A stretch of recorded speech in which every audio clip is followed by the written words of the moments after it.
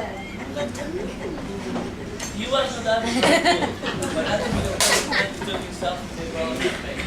Those went to a confident fit in this fashion. There was once an ignoramus who mistook himself for the frog, which, by the way, he resembled in no small degree. But you should have seen him, sir. The airs he put on.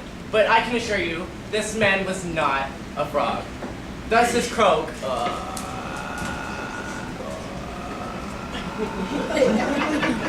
B flat, the finest note in the world. And as he put his elbows on the table, distended his mouth, rolled his eyes, and blinked with excessive rapidity, you would have been impressed by the sheer genius of this man.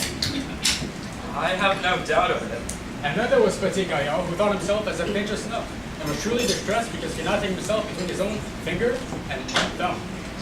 And then, there was Jules Desolier, a very singular genius who went mad when he thought that he was a pumpkin, and persecuted the cook into making him into a pumpkin pie, which I assure you, the cook did not do. However, for my part, I believe that pumpkin pie à la Desolier would make capital eating. You... Oh, you must not be surprised, mon ami. Our friend here is a witch, and you must not take her to the letter. And then there's Buffon Legrand, and he fancied that he possessed two heads. It is not impossible that he was wrong, but he confused you that he was right. He had an absolute passion for oratory. For example, he would always leap up on his chair, thus, and... Monsieur Villard was a madman, a very seal madman. Now, Madame Dessier was more of a sensible person. She found, upon mutual deliberation, that she had been turned into a rooster. She flapped her wings with prodigious effect. For her craft. Madame Joyeuse! You behave yourself! You either conduct yourself as a lady, or you quit the table forthwith! Madame Joyeuse? Madame Joyeuse was a fool. Now Eugene Salsafette was truly of much nonsense. A painfully modest young lady who thought the ordinary mode of dress indecent, and so dressed herself outside herself. Thus. Mademoiselle Salsafette! Oh, Enough! We see how it is done! Madame! Oh, the lunatics! Every now and then they get up a howl like dogs in the night. But this is sometimes followed by attempts to break loose, so there is some semblance of danger. How many of them are there? About 10. Principally females, I presume. Oh no, every one of them men. And rather stout fellows too, I can tell you. Indeed. I've often understood majority of lunacy in the gentler sex. It's generally so, but not always. Some time ago we had 27 patients, and of that, 18 were women. But lately matters have changed. Very much so, as you can see. Yes. Changed very much. Changed very much. Changed. Yes. Hold your tongues, every one of you! And this gentlewoman, the one that gave us the cock-a-doodle-doo, she, I presume, is quite harmless? Harmless, why? What can you mean? Only slightly touched. I take it for granted that she's not not dangerously affected. Mon Dieu! What is it you imagine? Madame Joyeuse is absolutely as sane as myself. She's simply a little eccentric. To be sure. And the rest of these ladies and gentlemen, Are my friends and assistants. all of them, the women, Yes, we could not do without the women. They are the best lunatic nurses in the world.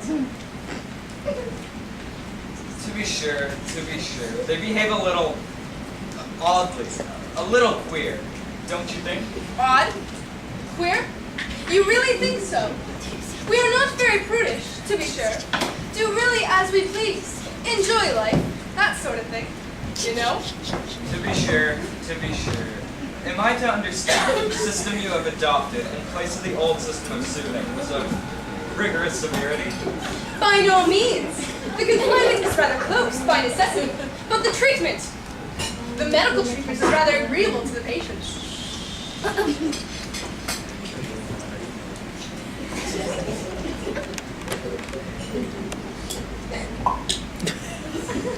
I assume you are very curious about whether the dangers were on, and I must admit that sometimes it was rather, quite very dangerous. Dangerous? How is that? According to Dr. Tar and Professor Feather, it is never wise to allow a madman to wander the halls unattended. He may not be soothed, as it is called. He is too cunning. He may feign insanity. When a madman appears thoroughly sane, that is the moment to strap him into the straitjacket. This danger, have you had practical experience of it? Here? Yes. Yes. Not long ago, while we were still using this system of soothing, the patients were allowed to wander free, and they pinioned the keeper's hands and feet and threw them into the cells. They then proceeded to guard them, as if they owned the place. That is the most ridiculous thing I have ever heard of. It is true. It all came to pass by means of a stupid woman, a lunatic, who took it upon her head that she had created a better form of government.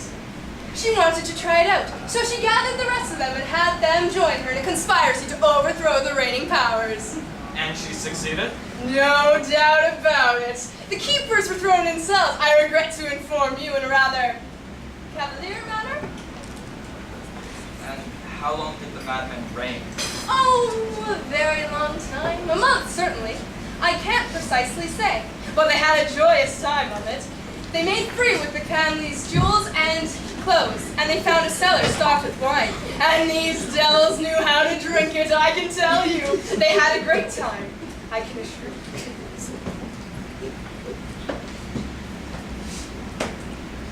Of course, many people are very curious about what happened to the keepers. But in this regard, I find that a madman is not necessarily a fool. It is my honest opinion that the new system was far better than the old. It was a very capital system. Simple. Neat. No trouble at all, it was. Good Lord, the lunatics have escaped! I very much feared so.